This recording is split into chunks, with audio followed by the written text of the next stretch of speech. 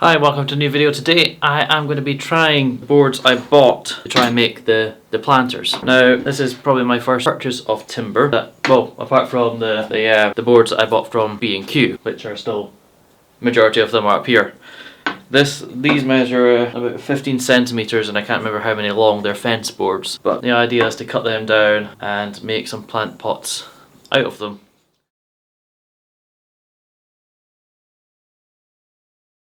So this is new style format. What we're going to be doing is the voiceover, but I'm just marking out the wood for the planter and just lining it up to get cut by the table saw. This is the original one. I did cut the Mark II version on the rail saw, which gave me a lot more accuracy. But this is the best method I went with for this one, and any future ones I am going to use the rail saw. Now, doing the legs, I made these legs a lot wider the second time because I did have a lot of problems with the legs being too small on the first time. So I run them through the thickness planer just to take the rough layer off. In hindsight, I do think I should run the legs through a wee bit more, but I do sand them down later.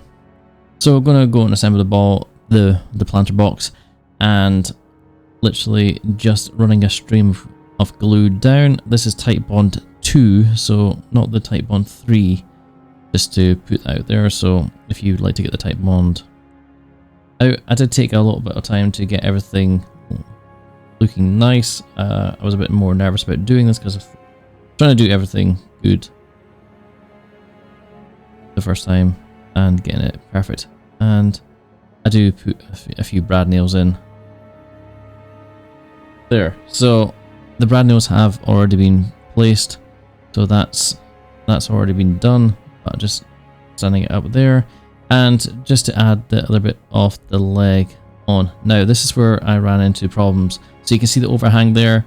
The original planter I made did not have that, so just make sure your legs are able to pass the two boards there, and you should be fine. Now, adding a wee bit of glue and some brad nails onto here, I'm just lining it up. This is me just making sure everything lines up, everything's fine. I've got no problems at all. There was imperfections in the boards I chose there, so I have made decisions to try and hide them, and that's the best I could do. You'll see some of the imperfections on the leg when I go to the sanding phaser. You can just see me pulling that bit in there. I'm just gonna put a couple of brad nails in, keeping my fingers away, and you can see that went in nicely. And that is one side done, so pretty much rinse and repeat. And this is side number 2 now complete as well. And that's it. So we've pretty much finished this. So all you need to do is run a couple of lines of glue up. I was using another board the same width as the one I'm using, just so it keeps it in place. A couple of brad nails dovetailed in there, moved the board down, and I was able to do the same there. Dovetail the brad nails in and attach the other side. So another run of glue down and some more dovetail brad nails in there, and that's you. All you need to do now is flip it over and put the boards in the side. So make sure you do use the long ones opposite each other, and obviously the shorter ones opposite each other as well, so you know you're not running into that sort of problem. Just dovetail them in again, put their board in, and then all we need to do after that is move onto the bottom and the decorative top. So you will just see me here putting the last board in there.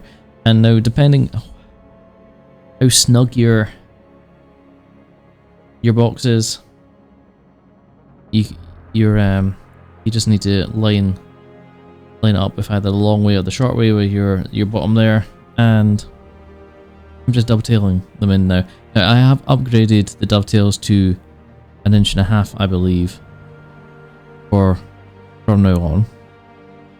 And this is the decorative top. So I had two bits of spare board, and the legs, when I was trimming them off, they were coming off in 4 centimeters. So I've trimmed them down to 3, and that's going to form the 2 small decorative tops bits there. And I've got the 5 centimeter ones there, but you'll just see me attaching the second one now, and literally just glue and brad nails again. I did accidentally go through one side, so I had to pull that nail out, and that's that there. But that's just doing a gentle pass on the sander and then doing a wee bit of a round over. Doing the round over, working the router, I was very nervous with initially, but my skills are getting better, I believe. It's just a small round over. It's nothing too extreme because I don't want to risk tearing out any of the board, and especially when I thought I'd done so well. In hindsight, maybe I should have rounded it over on the inside, but just doing this final sanding process, 80 grit sand, just to try and get some of the imperfections out on the wood. I done this on all 4 legs, and it did improve the look of the legs. And yeah, with not having the best choice of wood there, I think it looks great. This is definitely my best work as of yet, and that's just what it looks like with flowers. And this is the Mark 1 version next to the Mark 2, and you can definitely see the difference in quality. The decorative piece at the top there is literally just one of my pallet boards, because I didn't want to waste any more wood making that up. So things that I have learned: need to be more patient. I need to implement more probably care in get my measurements accurate, measure twice, cut once kind of mentality. But I do feel that, as well as I say patience, but I do feel I'm getting more patient. I'm just trying to take my time, not trying to rush, and don't half-ass things. That's the best thing I could think about, because I knew I was working with damaged wood, so I was like, should I just leave it on display or shall I try and hide it? And that's why I've tried to hide most of the imperfections on this project. But I have really enjoyed building this. I've really enjoyed it. It's been really good fun. I believe I will get better. You can see a noticeable difference between the Mark 1 and Mark 2, and not just with the height. The time and effort I've put into it, I believe, looks great. And I'm enjoying looking forward to make Mark 3, so I might make Mark 3 a longer one and see how that turns out, and see where we go from there. But the ultimate goal for me doing this woodworking thing is to try and create a wee business out of it and see where I go from there. I want to keep making my wine glass holders, but I'm interested in making more bigger projects like this. My workshop isn't the biggest, so I'm not sure how big a projects I can undertake, or will I have to start moving outside and doing some work out there. I mean, the ultimate goal is, if this becomes successful, I could hire out one of my friends' storage units and convert that into a workshop, which would just be down the road from me, so not much of a commute, free parking. And yeah, but I'm really happy with the workshop I've assembled just now. The nail gun has revolutionized it, and the thickness planer, the table saw, everything's coming into play now. I think the rail saw I'm happy with. It was obviously my granddad's, it means a lot. But whether or not I change that for a miter saw at some point is probably to be expected. But I really don't want to get rid of my granddad's rail saw.